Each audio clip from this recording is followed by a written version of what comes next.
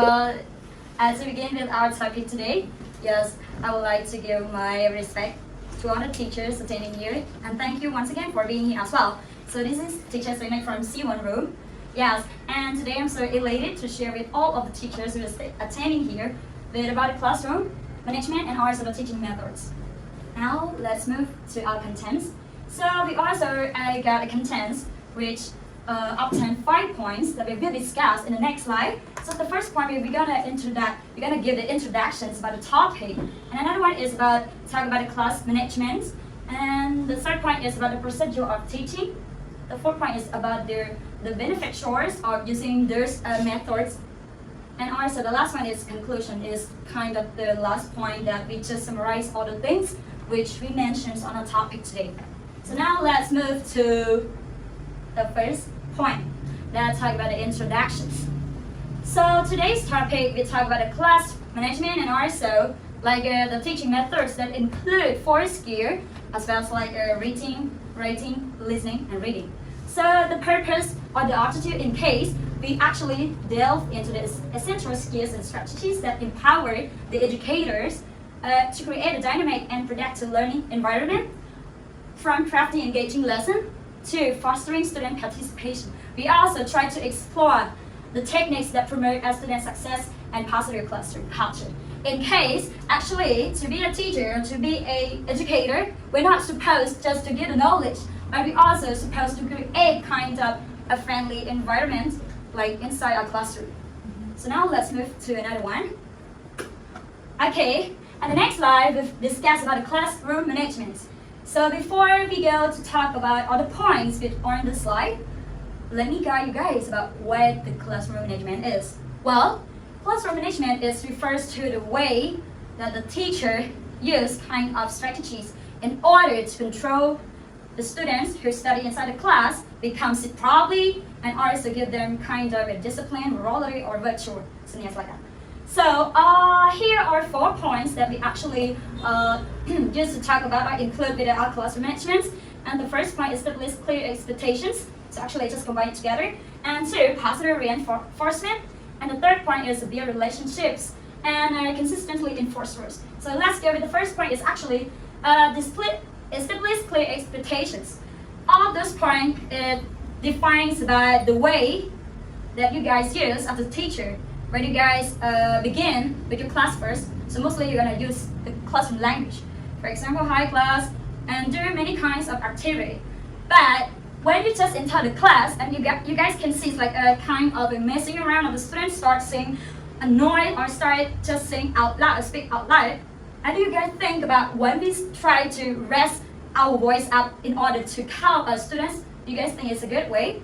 Well, it actually not, because when you heard about your students start shouting, start have kind of an argument with each other, actually the whole class was so annoyed. So the things that you have to know is about the strategies that you use in order to calm or to control, to arrange them properly.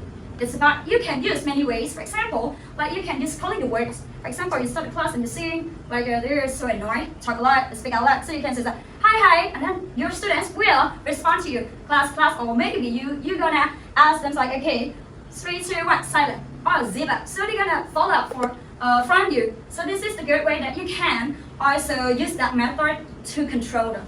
It's not supposed to be like when you see the student start saying out loud, it's like, hey, stop. No, it's not a good. So the first, and or the things that I just tagged independently are include about these 4 points. So now let's move to another one. Well, it's talk about the procedure of teaching. Well, before we been through that, so let me introduce about what is the teaching method. Actually, it's about the process that the instructors or the educators use to just to teach their students. And there's so many different strategies and alternative ways that each teacher have a different methods in order to apply which methods that can suit their student based on their student's background or based on their student's needs. Well, actually, in order to get effective or in order to get like the effective of teaching methods include 4 skills. So we actually have to focus on as a teacher we have what? lesson planning. Yes. And you make sure that the lesson planning, you must know about define learning objective. You have to what? Choose engagement activity. And also structure and sequence. And the last one is assessment and evaluations. All 4 points, it just include in one principal things. It's about effective lesson planning. So actually, when you do the lesson planning, you might know the lesson before the students, right? So you do the lesson planning, or you list down like the things that you have to know about the lesson today. You have to make sure yourself. Okay, if the lesson about a sport, you have to ask yourself, okay, after my young learner, after my students finish this lesson, what can they have gained? Okay, whether they can understand well about vocabs, whether they understand well about the grammar, or something else. You have to realize it before you start the lesson. And another one is about choose engagement activity in your lesson plan. Okay, you have to make sure everything that you just said, you have a plan, is actually content about engagement activity. For example, the engagement activity as well as just normally I always play game with my students. It's kind of a warm up as well.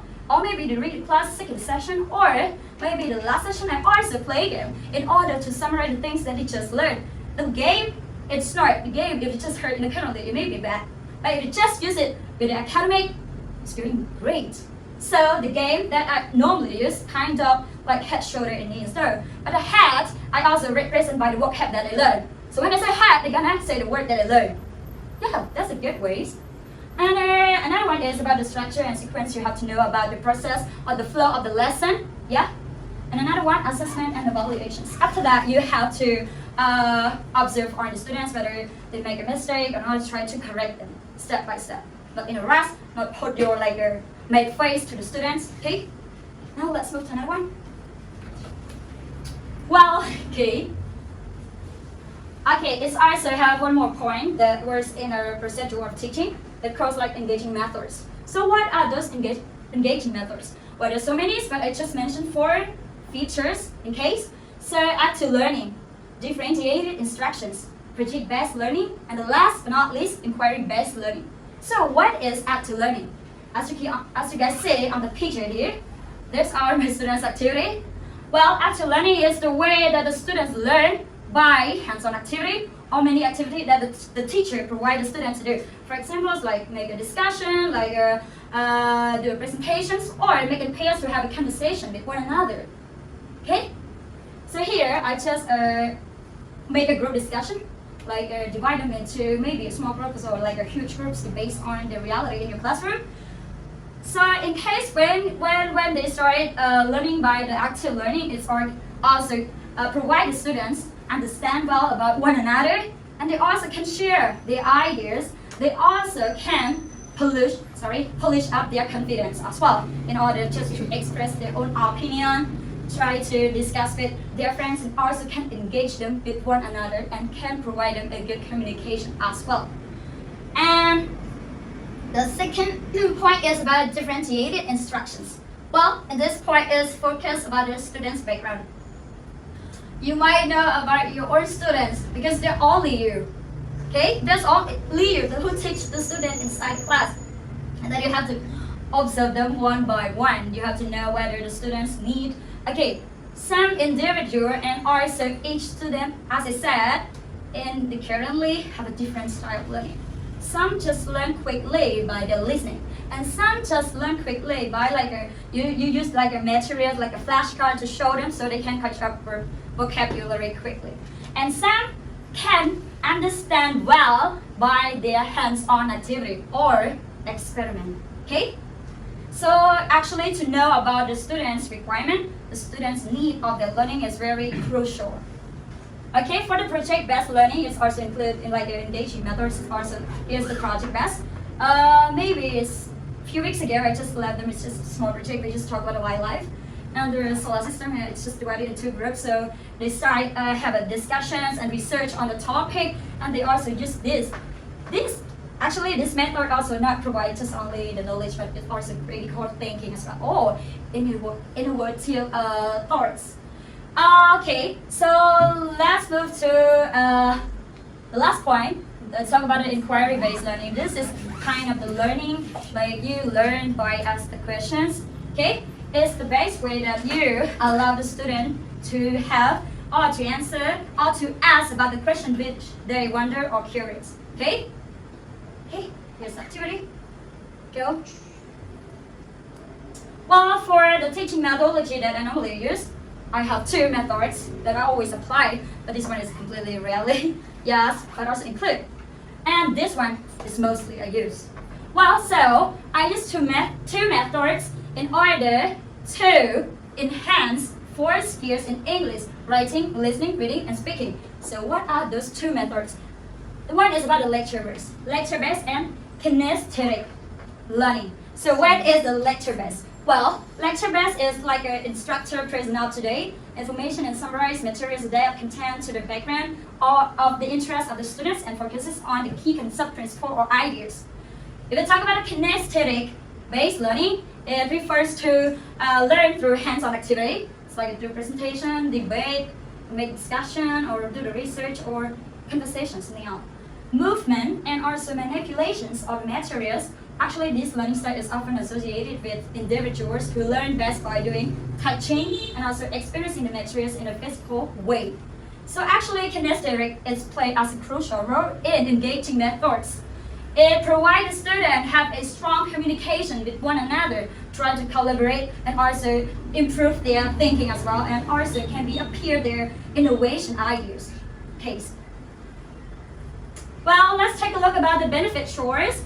So the benefit shores about the lecture-based learning is provides kind of a keep lesson brief. Students know well about the key of the lesson. And number 2 is a lot of time for inquiring. Okay. And number 3 is a visual cures. And 4 promote handwritten notes. Okay. That's all. Move to another one. All right. So kinesthetic benefit. It's about it have 5 points. It increases the information retention, improve like your memory. It boosts your memory. You actually can remember everything clearly because of what? Because you experience to do it.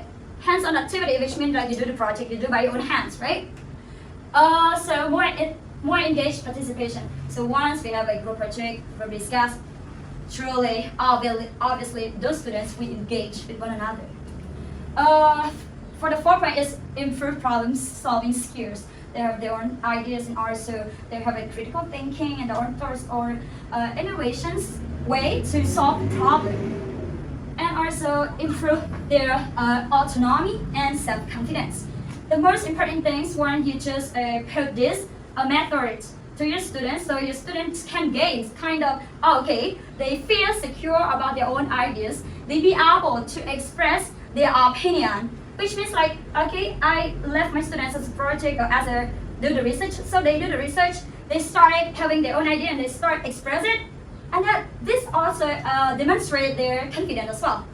This is very good way that you can apply, and also this activity that we always do in order to strengthen their academic. Okay. That's all. Well, so the last one is about the conclusion. Actually, this method is very important. It's like it plays as a crucial role. But I personally think like a lecture-based learning is kind of a little bit traditional method. Of the instructions that involve the verbal delivery of the information by the instructor. But however, kinesthetic learning, it remains lots of important aspects of understanding individual learning styles and providing the diverse educational experiences for the students' academy. Yes. And that's all my presentation today. And yes, I would love to hear you guys' thoughts and also answer any questions you may have on my presentation. Thank you.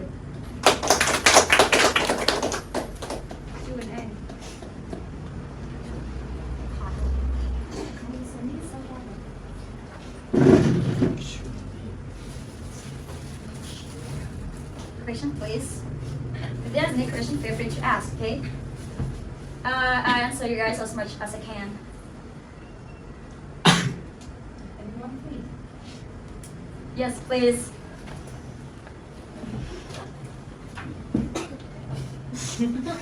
What is your teaching style that you think you're excellent at? Yes, there's two methods which I mentioned, like your basic. Yeah, I know, kinesthetic, but I just want to know the little one that you're really excellent at. kinesthetic. Kinesthetic. Sure thing. But the kinesthetic Has has. to include all. Yeah, but I just want you to choose one. Oh, I cannot make a decision just to choose one. But the most important point is that we use that methods. It's apply all the